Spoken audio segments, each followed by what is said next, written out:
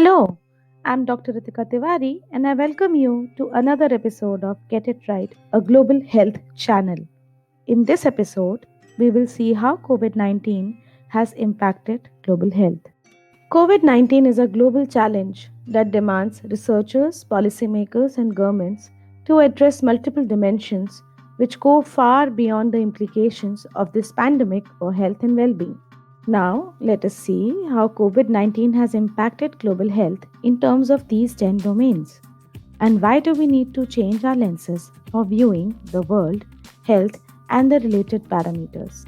These 10 domains are global health as a basic concept, global health priorities and sustainable development goals, health inequalities in context, priority and vulnerable populations, global health actors and networks, health systems, services, resources and programs, trade policy and global health protection and security, environment, climate change, and global health, globalization, and emerging infectious diseases.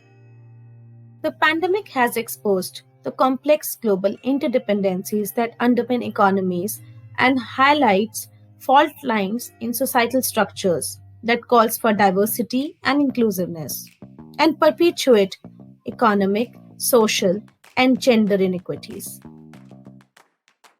Before the COVID 19 pandemic, progress of the Sustainable Development Goals remained uneven. However, due to COVID 19, an unprecedented health, economic, and social crisis is threatening lives and livelihoods, making the achievement of goals even more challenging. COVID 19 has demonstrated the seriousness of the consequences faced by those from underprivileged backgrounds and highlighted the predicament they face between poverty and the pandemic. The health inequities are now extended to inequity in access to vaccines and drugs, and emergence of new concepts such as vaccine nationalism. The livelihood of half the global workforce has been severely affected, as more than 1.6 billion students are out of school and tens of millions of people are being pushed back into extreme poverty and hunger. The pandemic is hitting the most vulnerable people hardest, and those same groups are often experiencing increased discrimination. This figure shows top 10 countries where extreme poverty is likely to rise the most. The biggest impact is likely to be felt in countries of African continent, India and other LMICs, which has a large number of highly vulnerable people.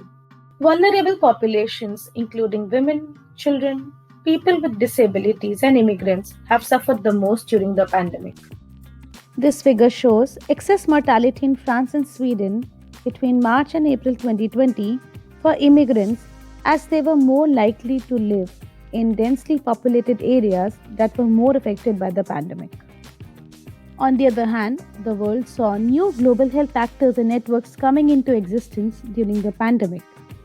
There has been an emphasis on the urgent need for more global health partnerships and collaborations.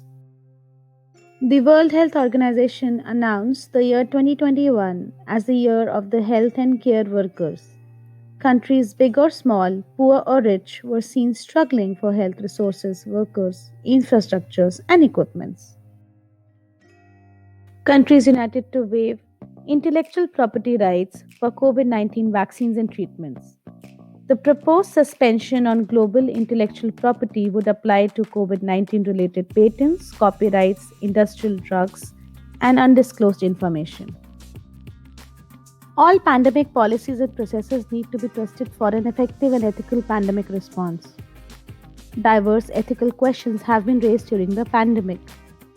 Some of these questions relate to measures that are required to protect the greater good of society, including surveillance, mandatory testing, treatment, isolation, and quarantine. The second issue relates to practices related to cultural, moral, or religious beliefs of individuals and communities.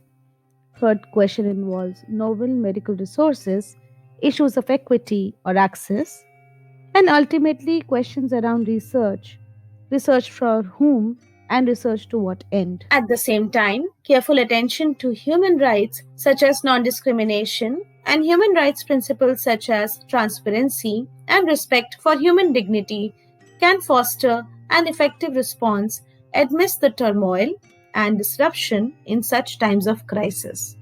The pandemic has brought the concept of One Health to the forefront. Though air quality has improved in certain regions as industries, aviation, transportation stopped, air pollution is reduced in countries severely affected by the virus, such as China, Italy, and Spain. At the same time, a growing number of advocacy groups, politicians, and other officials are calling to ban wet markets worldwide. With respect to infectious diseases, we must overcome our collective failure of foresighting. COVID 19 took us by surprise. We spent decades planning for a pandemic that would resemble the viruses we already knew. But we didn't plan for face masks, mass testing, stay home orders, politicized decision making, or devastating racial disparities. However, we need to look forward and prepare for a much broader range of threats. Moving forward, governments, international organizations, and relevant partners may wish to join hands to strengthen intersectoral and multidisciplinary collaborations. Thank you for watching today's episode. Do share a word about our channel, like, share, and subscribe. See you in our next episode.